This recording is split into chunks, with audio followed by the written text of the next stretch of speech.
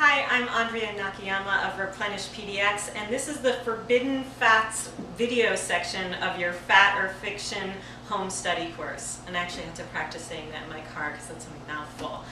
I'm here today in the kitchen of Salt, Fire, and Thyme, which is a community-supported kitchen in Portland, Oregon. And I'm here with Tressa Yellick, who is the owner, chef, and culinary goddess that runs this community-supported kitchen. And I thought I'd come directly to you, Tressa, to talk about the forbidden fats because you use them regularly in your cuisine, and I thought you could educate us and enlighten us about their use and their benefits. Absolutely. Animal fats are really sort of a forgotten fat, and they're very, very versatile, and they don't impart that much flavor. What they do impart is a richness, a yum factor, that thing that in a lot of present-day cookbooks you see referred to as umami, which essentially is that yum factor. So things like pork lard, duck fat, regular old sweet cream, unsalted butter, and also what you've probably seen, although it's not an animal fat, coconut oil. All of these fats have very little color, very little flavor. They've all been clarified, which essentially just means they've been rendered out of animal skin and fat at a very low temperature to keep them from burning, because believe it or not, they will eventually burn, and that will change the flavor. So I just want to say that umami is one of the taste buds on our tongue. So in the course we actually talked about some of the taste buds on the tongue. We didn't talk about umami, but in terms of where flavor hits the tongue, umami is one of those taste buds. And then I also wanted to point out something we talked about in the class, which is that these animal fats are actually a lot higher in monounsaturated fats than they are in the saturated fats. Good to know. But who cares? Just it's very important, very important. But the gorgeous thing is you're not unlimited in how you can cook with these fats. You can use them in place of anywhere in your recipe that is calling for oil, although some of them work in different preparations a little better. For instance, in baking, where it normally would call for Crisco or margarine, you're going to have a lot more success working with a pork lard or a butter than you would with the coconut oil or the macadamia nut oil, because the way that the fat sets up is different for creating that flakiness. Can you talk a little more about that? Because when I replace coconut oil sometimes with other oils, it burns or it doesn't work as well with a baked good, and I find that working with, for me, ghee works better than the coconut oil, but what do you find happens? Absolutely, and it works because these have a little bit more of a solid room temperature stability. This will melt instantly. It melts on your skin. This has a little bit more, a little bit more stability just in cooking. It holds its shape better, where this is just so much more sensitive to heat and touch, and so working with it, you don't have much flex time. Whereas working with the animal fats, they are creamier, they have more texture, they hold their body a lot longer than a vegetable fat will, which is why they had to adulterate vegetable fat so much to mimic and create a margarine or a Crisco, which was originally modeled after pork lard, duck fat, etc., etc. So yeah, they have to do a lot to a vegetable to make it act like an animal. And are there places where you use one or the other in both savory and sweet dishes? Oh, absolutely. For instance, in something more like a pudding or a dressing or a sauce, absolutely use the coconut, because like vanilla, the aromatics of coconut are going to simulate a sweeter experience. Sometimes you do get a little bit of a gaminess using a duck fat or a pork fat that wouldn't be appropriate for poaching, poaching some kind of apple, although it's great for frying just a little bit if you're using that apple in a savory preparation. They're really clean smelling, and they don't smell. I am just reintroducing animal fats into my diet, and I want to talk about that because I'm talking about the benefits of these fats, and yet they're not in my kitchen.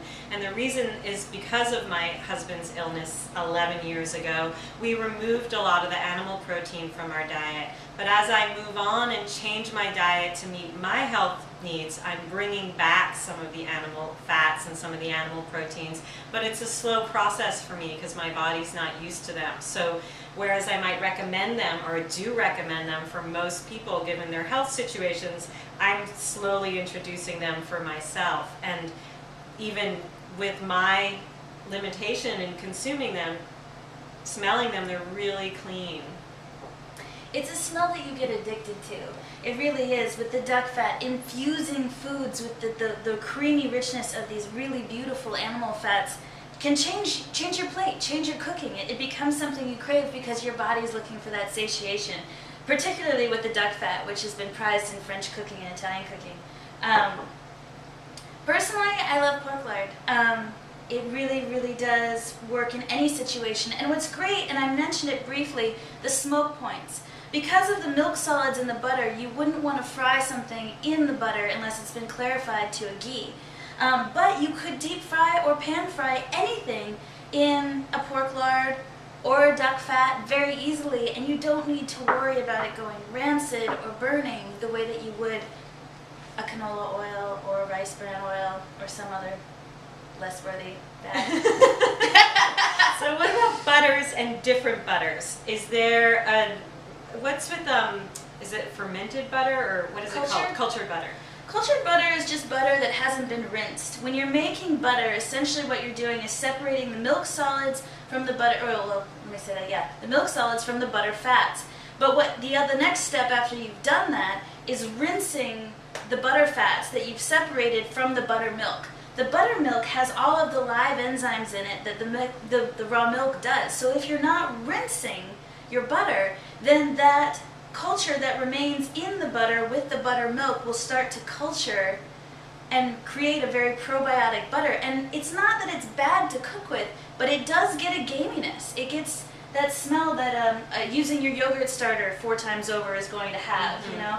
And sometimes that's not preferable, but it is a cultured butter. It does count as a probiotic butter that your body is already, it's a pre-digested food in a way.